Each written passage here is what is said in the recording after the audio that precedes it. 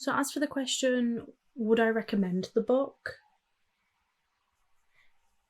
Despite the books being so different, it kind of reminds me a little bit of Mad Honey because it addresses some very important topics pretty head on. So I would absolutely recommend. Hi, my name is Terry Russell and welcome back to Panic at the Book Club. This week we'll be discussing Afterlove by Tanya Byrne. If you like romance, fantasy, or even thriller, basically anything book related, then I suggest you head on over to the channel's intro video where you can find out more information on how you can take part in this online book club. We post the next 4 books down below and on TikTok along with the discussion dates. That means you can choose the genre that best suits you and the best time frame to read it in. We also accept your book feedback in a wide manner of ways. Post your comment below a video, send in a voice note, or even send me a short video clip of you discussing the book. Alternatively, you can just send me a direct message on Instagram. The lesbian love story you've all been dying to read. Ash is about to become a Reaper in the afterlife, but she's determined to see her first love, Poppy, again. The only thing that separates them is death.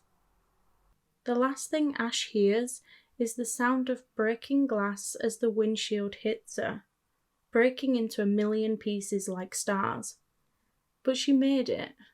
She's still here, right? This new year, Ash gets an invitation from the afterlife that she can't ignore, to join the clan of Reaper girls who take the souls of the city's dead to await their fate. But Ash can't forget her first love, Poppy, and she would do anything to see her again, even if it's just for a few more days, dead or alive. Not even death can tear them apart. Just your friendly spoiler alert that if you haven't read this book yet, I would suggest going and doing that first, because beyond this point there will probably be spoilers. The chapters in this book varied wildly. They were so inconsistent, but to be honest, the book was so straightforward and easy to read that it just didn't really seem to matter all that much. The longest chapters probably taking around 30 minutes or so to read, which is on the lengthy side for me, but there really weren't many of those. I really don't like learning too much about a book beforehand, so I just sort of had this vague idea as to what the book was about, and for any of you who have watched it, I got a very Dead Like Me sort of vibe. You know, a girl dies in a tragic accident, and then next thing she knows, she's employed as a Grim Reaper to collect the souls of the dead. But if death sneaks up on you, the only thing you have time to think is, "Aw, shit." And they definitely did share some similarities, although Ash did deal with her death a lot better, and the book was a lot more LGBTQ inclusive and a lot more romance focused. One thing I really did enjoy about this book was the relationship between Ash and her family. Both families really, the one from when she was alive and her newer Reaper family. It was effortless to imagine what it was that she was going through, to picture all of her dad's quirks, the bond that she had with her sister. But for me, it was seeing her mum learn to understand, to accept Ash for who she is, as Ash navigates what seems to be her first real romantic relationship. I think sometimes it's so easy for books to feel over the top when it has a lot of the elements that this book had. And don't get me wrong, Poppy and Ash's relationship was definitely dramatic and it was definitely fast and hard, but in a way that young love is. But it felt realistic and it certainly wasn't easy for them. You know, Ash had a lot of worries around racism and how people would react, including her own religious dad, to the fact that she was dating a girl. Personally, I think he would have been fine with it, but you never really know. And I think that's one of the saddest parts of the book, that you never actually really got to find out. There was a moment in the book where the girls got kicked out of a taxi simply for kissing, and I'd really like to hope that that is just an exception and that sort of behaviour doesn't happen as much anymore, but it definitely happens, and again, it felt realistic. You know, having one of those moments, especially when you're young, where you don't even click immediately as to what's happening to you. And honestly, I think it felt realistic because the surprise didn't come from a place of shock that this prejudice still exists. I think it's because she wasn't doing anything wrong and it was natural. It was a natural thing that they were doing, and for a moment they forget. I don't know, maybe there's a ton of other reasons, but it just felt accurate. What happened to them was horrible, yet afterwards they laughed about it, as a lot of people in that situation do, because what else can you do? Anger's not going to help. Okay, so I loved the characters, I loved the relationships, and I loved how thought-invoking the whole topic was.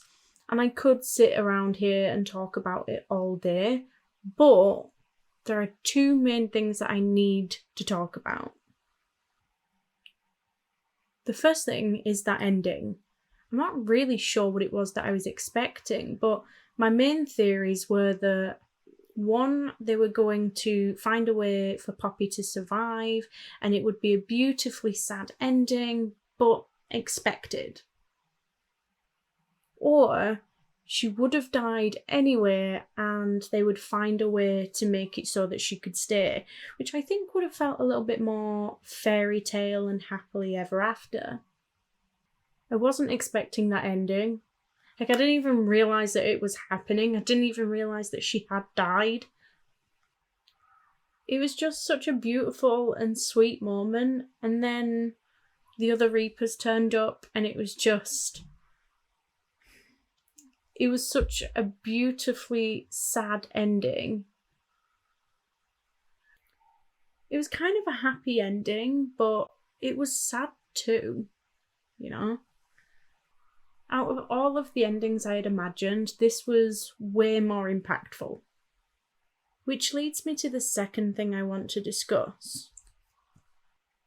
Don't worry about dying, because while you're worrying about that, you won't notice the tiny, thousands ways that you die every day. Everything someone tells you to grow up, each time someone tells you to be realistic, every time someone tells you that you're too much and not enough all at once. I think probably like a lot of people, this particular part did really affect me. I thought it was so beautifully written and so well put, and probably a lot more relatable than it should be. So as for the question, would I recommend the book? In the beginning, we obviously knew that something was going to happen to Ash, but beyond that, everything was just a beautifully sad surprise. It seems like this year's reading list is full of beautifully sad endings so far. Despite the books being so different, it kind of reminds me a little bit of Mad Honey because it addresses some very important topics pretty head on. So I would absolutely recommend. Will I be reading more of Tanya Byrne? Definitely. In fact, they released another book last month, which I've already added to my ever-growing TBR. But let me know what you thought. Did you enjoy the book? I am excited. And this week we are discussing the Holy Grail on my bookshelf. And just like last time, I'm going to do my face. To be honest with you, I don't really know how to even start this because I just love this book so much. It is the book I didn't know I needed my whole life. Like, this book is why I started reading, so I could read this book. It was fate. So this book starts with Ash, and she goes on a school trip with her school and meets a girl called Poppy who goes to a different school who's on the same trip. And Poppy literally turns Ash's world upside down, and to be quite frank, she turns my world upside down as well. Tanya Byrne has this crazy way of writing that makes me really connect with characters and the world. I've never ever connected with characters in a book as much as I have with Afterlove. I felt like I knew Poppy and I knew Ash and I lived in their world, and when I finished reading it I was devastated that none of this is real. We've all done it, we've all had that book and we're like, what do you mean none of this is real? Afterlove was my one of them, and it took me days, like if not weeks after I read it, to sort of come to terms with the fact that this isn't real. And I'm not even going to say that again because it'll make me cry. This book is full of quotes that, to be honest with you, I'd literally get tattooed on my body. I mean, look at the tabs. I don't know if you can actually see them. There we go. Look how many tabs I've got. The quotes in there are honestly freezing. Good grief. The quotes in there are incredible. Honestly, a work of art if you ask me. For example, at the end of the book, I've literally highlighted 3 whole pages because it's just phenomenal, and I'm not exaggerating. If you've read the book, you'll know exactly which 3 pages I'm on about, I'm sure. But it is unreal, and I just feel like everybody needs to read these words. Moving on from the quotes, because I think it's quite evident that I could be here all day talking about and reading you 3 quotes from the book, because I just think it's phenomenal. I couldn't do a book review about Afterlove without mentioning the representation throughout the book. So, for example, the main relationship in it is a lesbian relationship. We love that. And the main character who you read the book in her perspective is also a brown girl, and she's not the sidekick, she's not the best friend, she's not the girl in class. She is the main character.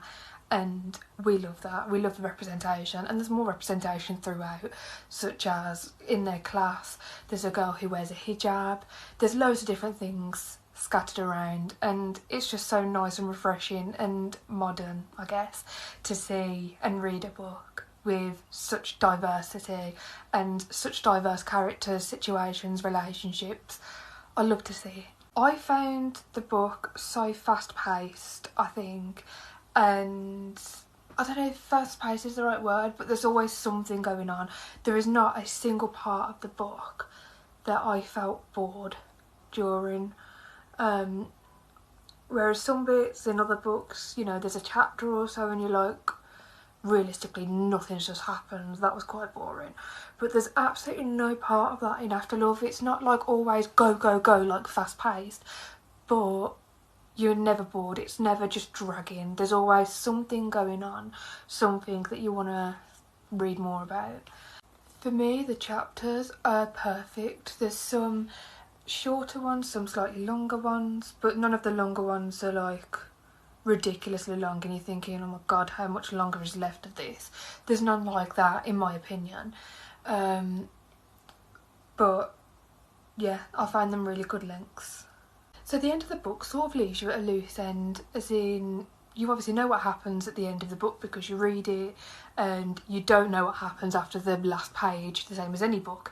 However, I feel like without giving too much away, it sort of leaves you at more of a loose end, and I wish I could tell you how, but I don't want to spoil it for anybody by telling you literally the last pages. But yeah, but because of how Tanya writes and how I felt such a connection with the characters and the world, I feel like I know exactly what happens without even having to read any more. I wish I could read more. I wish there was like a series of 100 books because I would read them all, but there isn't. And I feel like I know exactly what happens just because of how well I feel like I know Ash and Poppy. As for would I recommend the book? Of course I would. I love it, and I think we all saw that coming. Imagine if I was just like, nah. It's fun, the storyline's great, it's always leaving you wanting to know what's going to happen next.